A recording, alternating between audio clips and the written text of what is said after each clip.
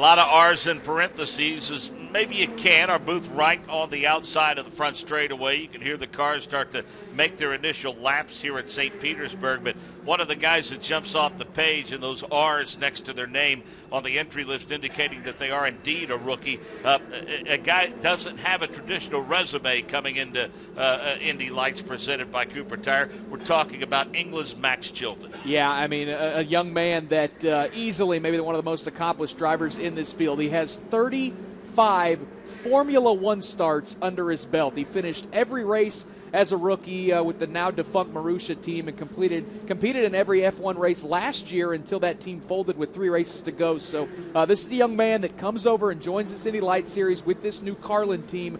Their plan, the tentative plan, is they want to go IndyCar racing next year in 2016, and it might just be with Max Chilton. Incredibly smooth, fast race car driver, and he is definitely going to be one to watch all season, Mark. The names we've heard before this deal came together late. Matthew Brabham back in the 83 machine at Andretti Autosport. Scott Anderson, who ran for Tice Carlson's Fan Force United crew. He's with Schmidt-Peterson, as we mentioned. Jack Harvey.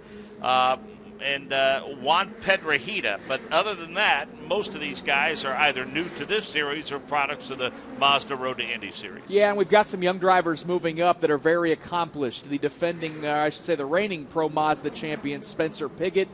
He is in the series this year with Juncos Racing. Scott Hargrove, who he fought tooth and nail with last year for the title, has moved up. Also got R.C. Enerson, who won a lot of races last year in USF 2000.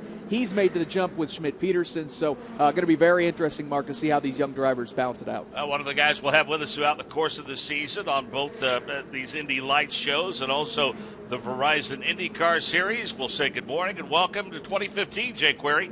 Good morning to you, Mark. Good morning, race fans. And there was a lot of optimism and excitement, as you guys had talked about, with some of the changes going on in terms of the actual cars and the teams that were coming together. That includes Carlin Racing, and Trevor Carlin here watching the outset of your beginning here to the Indy Lights presented by Cooper Tires. First off, welcome, and tell me what it was that put this all together for you to come over stateside and run in the Indy Lights.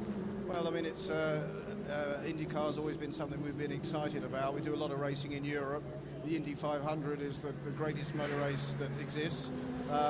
So what we'd like to do is take part in that one day. So we've got to learn our ropes, and here we are in Indy Lights. Very excited about it. 2 young drivers. And this is the first step. What could be a really big adventure for us. One of the things I think that's interesting is the fact that if you come in, maybe advantage for your team, it's a new car for everyone. Take me through this particular chassis of this car and what excites you about it. Well, I mean, in Europe we use a lot of Dallara chassis anyway. This is a Dallara. The chassis is an IndyCar chassis, which is fantastic, so it's super safe. But all the suspension and the technical side of it we're very familiar with. So for us it's a very good time to start. It's a brilliant product, made with Dallara in Italy and Indianapolis. So it's hopefully it'll give us a head start over the other guys. From an engineering standpoint, how challenging is this series because of the different disciplines that are involved, obviously, with street courses, road courses, and ovals? Yeah, I mean, there's a lot to take on board. We've got experience on street courses and road courses, but what we've never done is ovals. So we're pretty nervous about that because the speeds are so high.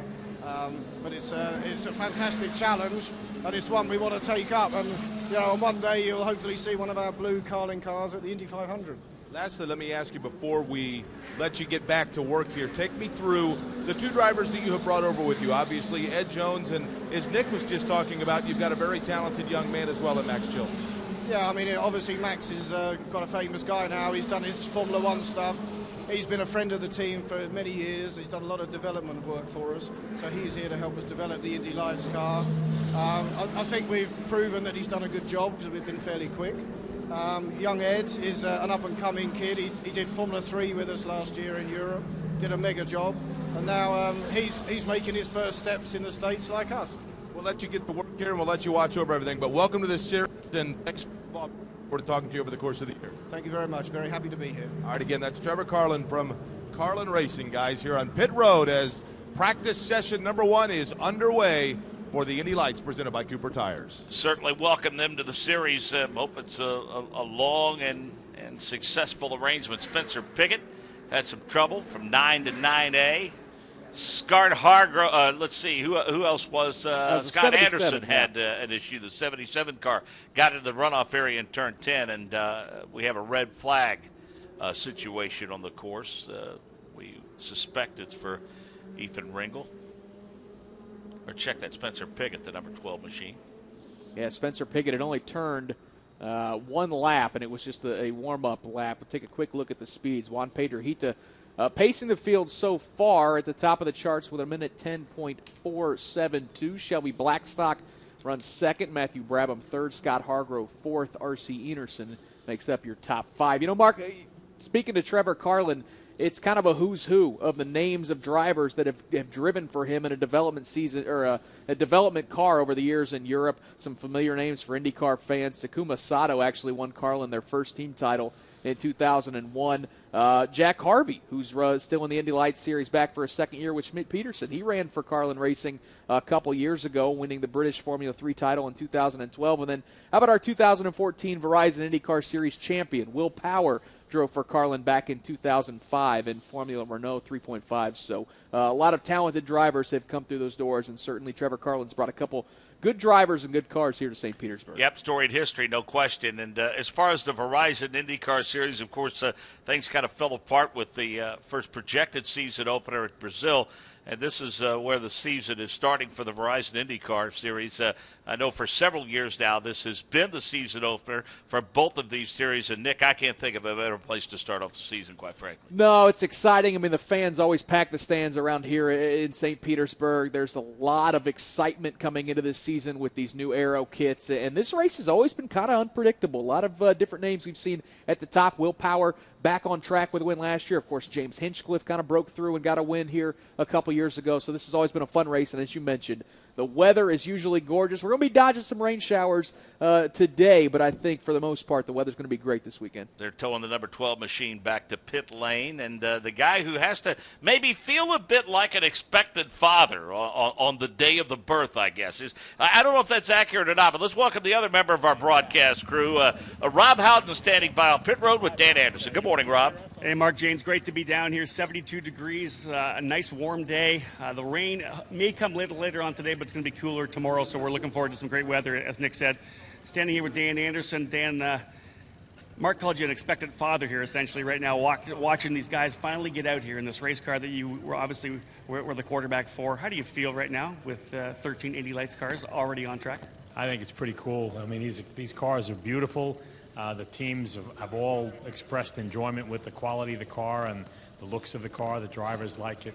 I hope they race well. I think they're going to race well. The testing has borne out that we should expect great things from these cars. Yeah, it is a great day. I mean, the car was long overdue, and it's fun to see them all out here finally being pushed against each other, and I hope we see some great racing Saturday and Sunday. It is interesting that we haven't really seen them race yet. Saturday and Sunday will be our first time seeing them go wheel to wheel. I think it's going to be exciting as well. Yeah, that is going to be great. I'll be watching as a nervous father, absolutely. They're all my kids in all three levels, and we have a decent field. I hoped we had a few more. We've got several teams that aren't here that have purchased cars, and we expect to see more teams showing up as the season progresses, getting it all together. But hopefully we'll see growth in Indy Lights, and the whole ladder is growing. What would you say some of the highlights are for you? Maybe bringing Carlin Racing over here. That's kind of exciting to see a European team come over, European drivers as well. What are some of the highlights for you? Well, yeah, seeing teams like Carlin and 8-Star jump into the series. 8-Star is a very strong sports car team. Carlin's obviously a powerhouse in Europe. Seeing all of the teams from last year stay on board, or most of them anyway, embrace the new formula. We expect more teams. I frankly would like to see a few more IndyCar teams jump in. This car is a great trainer for not only drivers but also for mechanics and engineers and so on.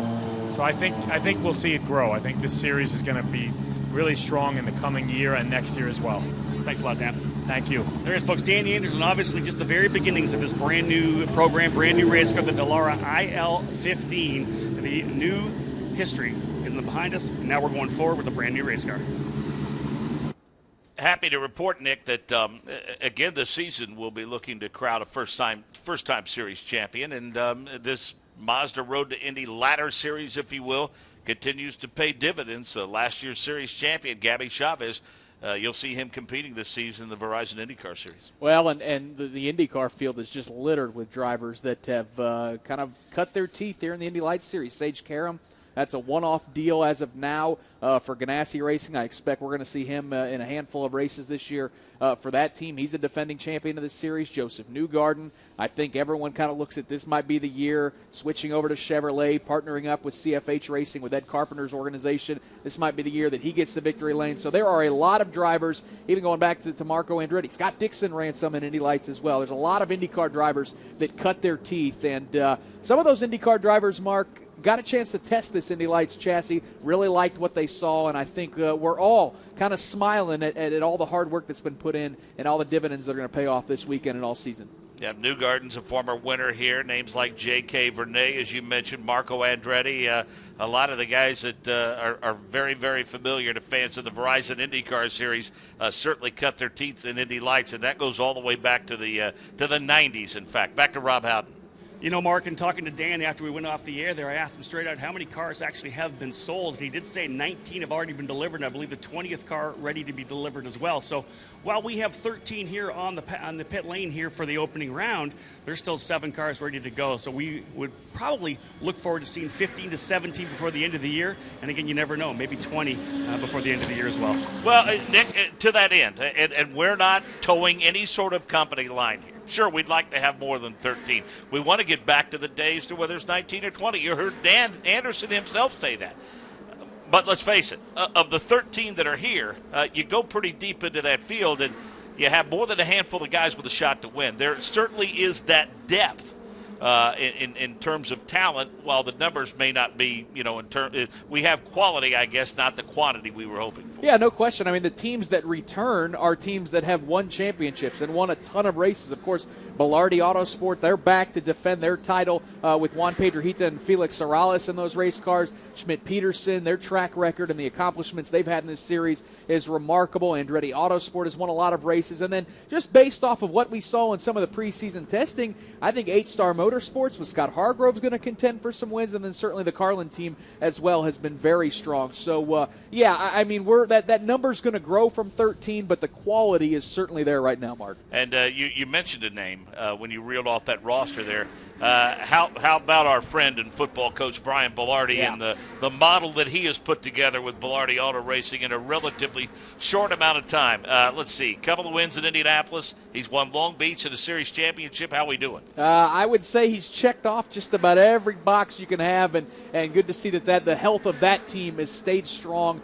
Felix Sorales is a guy in that 4-car this year that I think a lot of people think that he's going to be up front competing for some wins, and certainly Juan Pedrohita. Going to be interesting to see in his second year if he can make that jump and start competing for some podiums. Let's go back to pit lane. Let's talk with Brian Belardi. Jake Query's got him. As a matter of fact, I think the celebration in Wisconsin from last year's Lights Championship just ended about a week ago. But Brian Belardi, here we are, another year, a new car, now a bullseye on your back as the defending champion.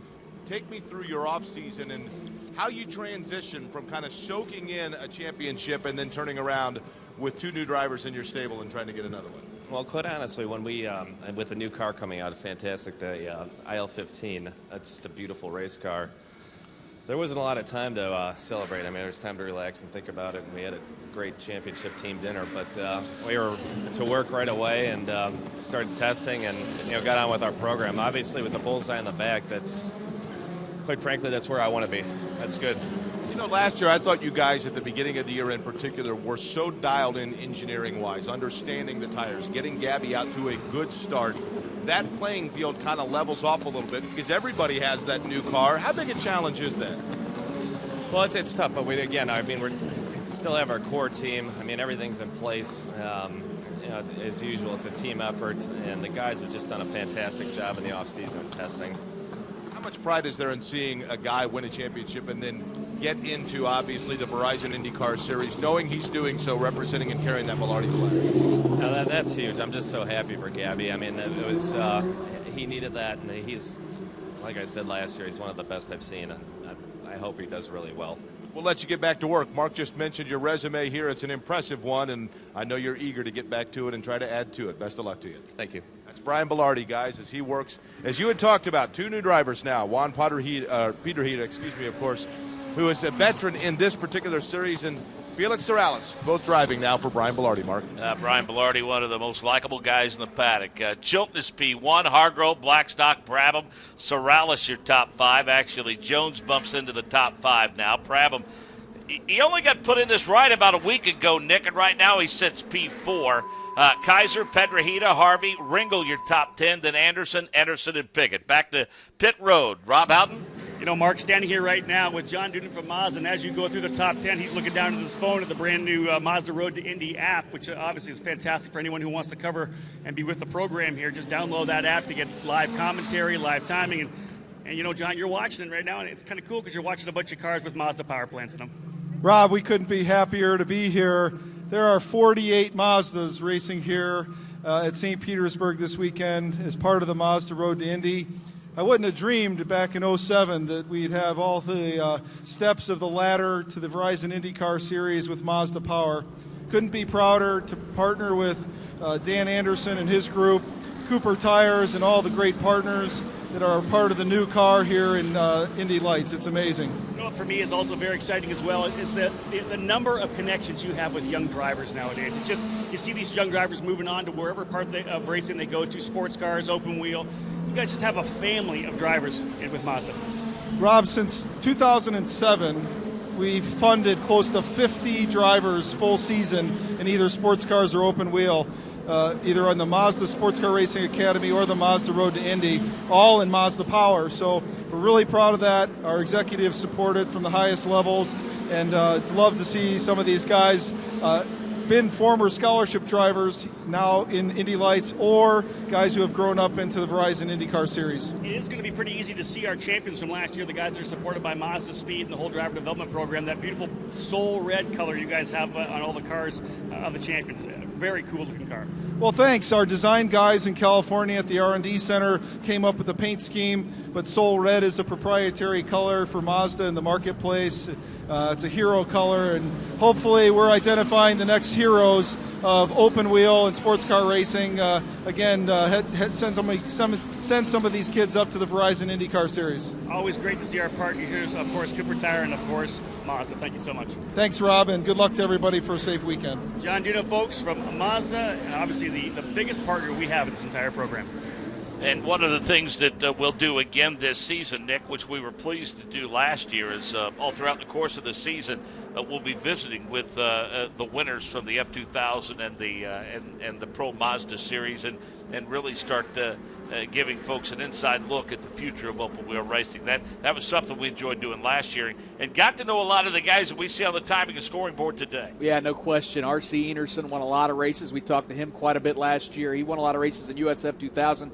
Spencer Piggott, of course, the defending champion for the Pro Mazda Series. He's here in Indy Lights. So, yeah, it's a neat opportunity because, Mark, I know you and I have kept an eye on some of those USF 2000 Pro Mazda races. Certainly Rob has as well, calling them for the series. There's some great racing, too. They've got some really good race cars. Those USF 2000 cars are fun to watch. The Pro Mazda cars are very powerful. Fun to watch them every once in a while on an oval. So there are some very good race car drivers, some young kids, too. I mean, you're talking about 17, 18, 19-year-old kids getting opportunity to cut their teeth and ultimately in hopes of making it all the way to the Verizon IndyCar Series. So, yeah, it's going to be fun to hear from a lot of those young kids as they pick up some wins this year. Had a car in the runoff area in turn 10 that leads you on to onto Dan Weldon Way, just in front of the Dolly Museum and also the beautifully recently renovated Mahaffey Theater. Rob Houghton, the championship for the Indy Lights went to a tiebreaker. Gabby Chavez getting the tiebreaker over Jack Harvey. And the battle for that F2000 and Pro Mazda championships, those were equally as exciting, if memory serves me correctly, from Sonoma. Yeah, we couldn't have asked for much more last year. That Sonoma Raceway finale, obviously the amazing battle between the two drivers at Indy Lights was of course the capper. But yeah, we had battles exactly the same way at USF 2000 in Pro Mazda. To see Florian Latour score that big victory for him, that was obviously amazing in USF 2000. He had to come and make a last lap pass to be able to win the championship. And then you go over to the battle that we had in Pro Mazda when Spencer Piggott had to do everything he possibly could to win that championship. And of course then the scholarship to run in Indy Lights. And, you know, when I look at the grid here, when I look at the live timing for Indy Lights, it really is just a who's who of what's happened over the last couple of years in this Mazda Road to Indy. Every one of these drivers, apart from the drivers who have come in from Europe, have worked their way through the ranks, USF 2000, Pro Mazda, and to see them now here in Lights, being able to live that dream and be just one step away from the Verizon IndyCar Series, that really is what this program has done. It's given these drivers the opportunity to fulfill their dreams. Max Chilton finding the fast way around at 107.5423. By the way, the qualifying record is 106.3497. So, Nick, we have every reason to believe that could very easily fall. I mean, this is right out of the box for these drivers with the new car. Back to pit road and Jay Query. Talking about Spencer Pigot, you guys were just talking about, as Rob was, his season a year ago at the Pro Mazda Championship. He had 6 wins and 7 podiums. Now, this is a big weekend for him, not only because, of course, he's making that move up now to the Indy Lights, but it's also essentially a home race. Spencer now calls Indianapolis home, but he's a native of Orlando, Florida, which is, of course, right here in the Tampa St. Pete, an hour and a half or so, maybe 2 hours away. So plenty of family and friends here. This practice session for Pigot perhaps did not get off to the start that he was anticipating. They did so when they brought him in. They made a spring adjustment to it, trying to get a little more speed and massage a little better feel on this new car for him. So keep an eye on what that car is doing of Spencer Pigot, but going to be very exciting to watch this young American try to make his ascent now eventually into the Verizon IndyCar Series. 12:30 Eastern today. Paul Page will anchor coverage of the first Verizon IndyCar Series practice of the weekend. Jake and Dave first will be on pit road. I'll be joining Paul in the booth. And Nick Yeoman, a couple of questions going in. Now that Will Power has won that much elusive first, will he start winning them in bunches? Can Elio finally win his first? And will anyone have anything at all for Team Penske returning 4 of the top 5 points finishers from a year ago, adding Simon Pagenaud? It's a loaded question there. Yeah. We'll start with Power. That's the interesting thing. Everyone's kind of said, all reports are that he's been so relaxed that it really was getting that monkey off his back. And a lot of people think that maybe the floodgates open for him this year. You mentioned Elio. I mean, that Team Penske stable, Mark, with Juan Montoya and Simon Pagenaud being added in the offseason. Kyle Moyer comes over. He's going to be the strategist on that 22 car. I mean, that's 4 of the top 5 from the standings a year ago. Sure. So it could very well be Team Penske versus the world, but there are some very good drivers. Scott Dixon certainly is a guy that you just never count out. And then certainly the Andretti Autosport team. They've been struggling a bit during the testing session with that Honda, that new Aero kit, as they're trying to get up to speed. But certainly with Ryan Hunter-Reay, Carlos Munoz showed some good runs last year. Marco Andretti's always a threat. And then how about Simona Di Silvestro back in a car this weekend at a St. Pete course where she's run so well with a couple top 10 finishes. Going to be awfully interesting to see if anybody has anything for Team Penske all year. That's a very popular hire, no question about it, especially with the fans. But at the end of the day, Nick, if you were, and I know these guys are confident, they all feel like they're the best, and you have to be competitive. But you're not going to tell me that if you get any IndyCar Series driver to start at the head of the grid and walk all the way to the back, when they see the level of competition, Hinchcliffe, Newgarden, all of those guys, they got to be thinking, man alive. And that's what made it was so impressive. Juan Montoya jumping back into the series where, I mean, he was able to win at Pocono a year ago, and some of these drivers that come over for the first time, I mean, it is tough sledding. So I expect to see lots of different winners. I expect to see a lot of drama as everyone figures out these Aero kits here for the first 2 or 3 races. Of course, we haven't even seen the oval Aero kit that the teams are going to debut at the Indianapolis Motor Speedway of all places. So I think a lot of drama this year, and you mentioned the competition, the competitive level in this series right now, it's awfully impressive, and it's going to be fun to watch. Well, look who happens to be P1 and P2, the newcomer to the dance, the interloper, whatever you want to call them.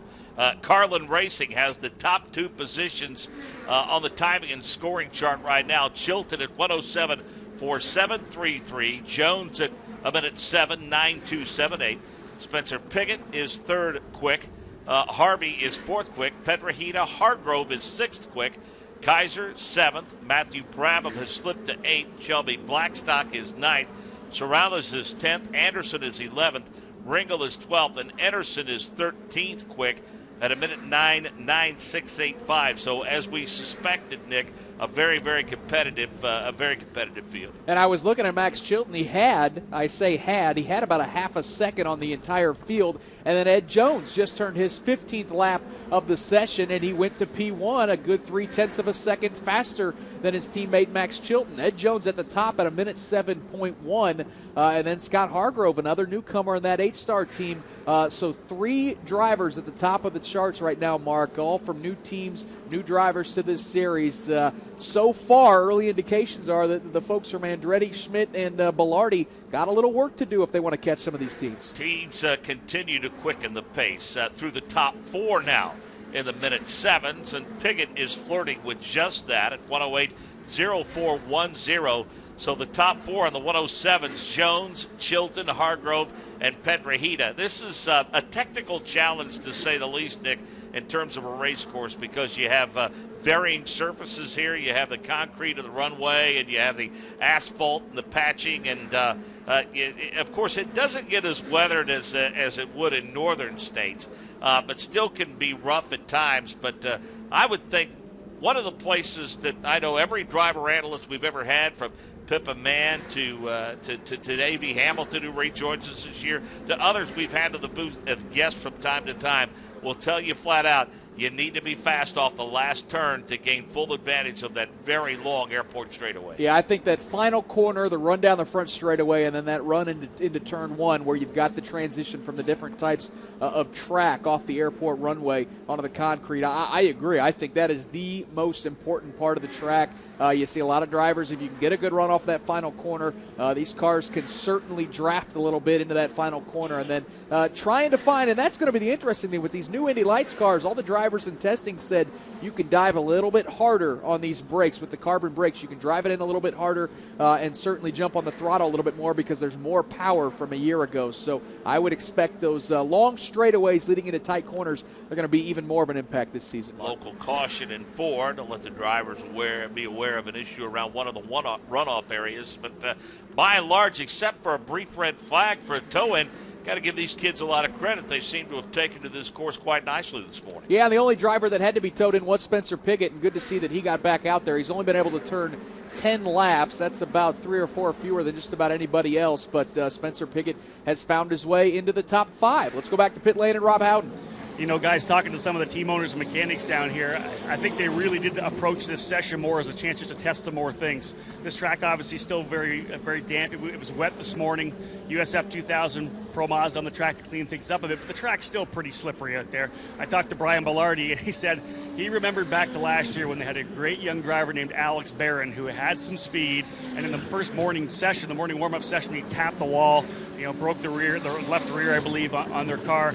They don't want that to happen again. They don't want to be fixing a car between sessions. They want to be able to use the data and keep going. So they've told both Felix and Juan to relax, learn the race car, learn the racetrack. We don't need to be getting to the wall here right now. Let's just play it smart here in the opening session. Was that Harvey and Sorrellis we saw in race mode, Nick? Yeah, that was in the final corner. I think Felix Sorrellis was doing just what Rob Howden said, taking it easy, and Jack Harvey dove it in hard into that final corner and got around him. He certainly locked him up, though, and kicked up a little tire smoke, but Jack Harvey certainly pushing. Harvey 7th in the speed charts right now, of course, trying to get over that hump mark. He had such a strong charge a year ago, winning, dominating really for the last 5 races, off to a pretty good start so far here at St. Pete. The lights will be on track again at 3:30 Eastern this afternoon for another 30-minute session, and then, Nick, that'll be it. They're going to find whatever they can find in that second session because it's a doubleheader weekend for them, and they will go qualifying at 9:30 tomorrow morning. So a pretty packed schedule in terms of track time being at a premium. We've seen them get anywhere from 45 minutes to an hour of practice time in the past, and they've only gotten 30 minutes here today. 2 30-minute sessions, and that's it. That is all they've got. The checkered flag is out. Ed Jones, Max Chilton, Scott Hargrove, Juan Pedrohita, Matthew Brabham, your top 5. Let's go back to pit lane one more time and check in with with Rob Howden. You know, guys, just to comment on that, the USF 2000 and Pro Mazda drivers, exactly the same thing. We really put it hard under these young drivers. They only get 5 sessions here, 2 practices, 1 qualifying, and they're right into racing. And it's the same for USF 2000 and Pro Mazda as it is for Indy Lights. But you're right, they do not have a lot of track time here this weekend. Been a long, cold winter, Nick Yeoman. It's good to have one session under our belt, huh? You're not joking. I'm telling you. Walked out of the hotel this morning, and I'm just like, this is how you're supposed to kick off a season. Oh, yeah. It's an absolute. I mean, it's been a brutal winter for a lot of the folks that call the Midwest home, and certainly no better place to kick off the season down here in St. Petersburg. And early on, it seems like we've got some good cars, good speed so far with Ed Jones and Max Chilton showing the way here in this last practice session. How about that? You said Hargrove, Pedrahita, and Brabham, your top five. Matt was languishing around in the 8th position, was able to get it up to the top 5. And then Spencer Piggott, 6th quick. And then Harvey, 7th quick. Then Kaiser, Sorrellis, Blackstock, 10th quick. Then Anderson, and Ringel. So the times that we're looking at, they continue to quicken. Now, Nick, we see the top 5 in that 107 range. Piggott is close, Harvey is close, but the fast speed, a minute 7, 1:4:01. Yeah, and the interesting thing, although it's just a 30-minute session, a lot of laps turned. Just about everybody creeping in 17, 18, 19 laps. The most turned by Juan Pedrahita. He turned 22 laps.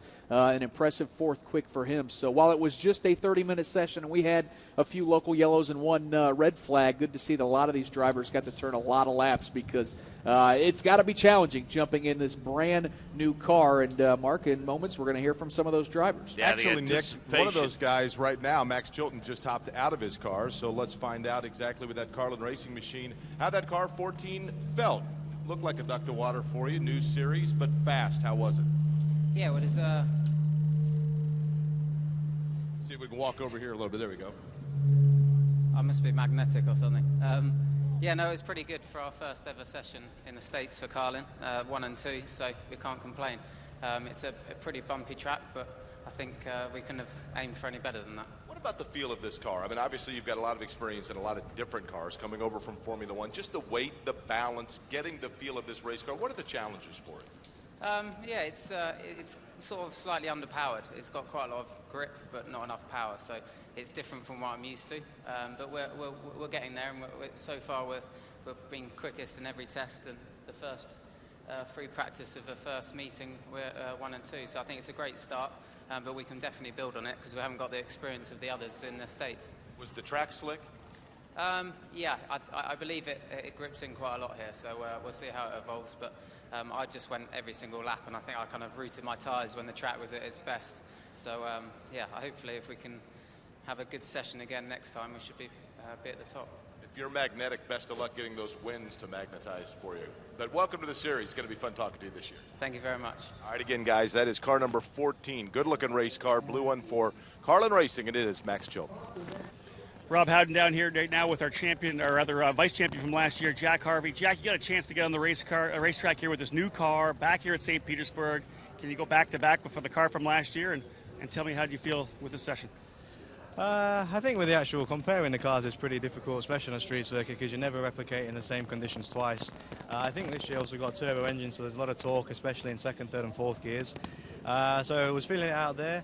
I mean, a little bit of work to do probably for us, but I mean, you can't really draw too much off the first sessions. There was plenty of times last year where the first session wasn't great for us and we ended up being on the podium or at least winning. So not too much to read into the first one, and just happy to be back here in St. Pete. It was my first race in America. It was my first podium, so just looking to build on that, really. What about the track itself? Obviously, early in the day, rain this morning. The USF 2000 and Pro Mazda cars cleaned it up a bit, got you a bit of a dry line, but it was still pretty rough, I bet. Yeah, I mean, it's like I said, I mean, street circuits are tough anyway, so then when you've got changeable weather conditions, it makes it that extra bit harder as well. So, we just got to make sure we, try and get the car as best we can for the conditions at the time. Maybe on that one we expected it to be a little bit more gripped up than what it was, but, no big drama. What about the baseline you have coming from testing? Are you happy with what you brought here to St. Pete to work from? Yeah, I think so. Hey, good luck this weekend. Thank you. Here's, folks, Jack Harvey, 2nd place last year, actually tied for 1st place in points, just lost the tiebreaker. He's back with Schmidt-Peterson Motorsports. We expect him to be a challenger for the title again here in 2015. We are happy to have Rob Howden back with us this season, and also want to thank Jay Query. Great stuff from both of those guys on pit road, and they'll be back with us at 3:30 this afternoon. Nick will be on pit road. Jake will join me in the booth. He'll he'll have plenty of observations, I'm sure. The first IndyCar practice comes up at 12:30 Eastern this afternoon through these usual outlets, and then that lights practice at 3:30. And the final IndyCar practice of the day will be at 4:15. Again, Jones, Chilton, Hargrove, Petrahita, and Brabham, your top five. For Nick Yeoman, I'm Mark Janes. So long for now from the streets of St. Petersburg.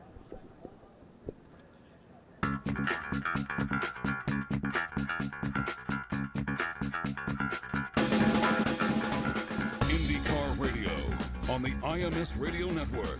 A.J. Foyt down the main straightaway. The checkered flag is out. A.J.'s hand in the air. He is the winner. A.J. Foyt at Indianapolis has won his fourth 500-mile race. A.J. Foyt, our winner. The flag will fly now for Tom Sneva and then for Al Unser. We will be talking with all of these drivers in just a moment.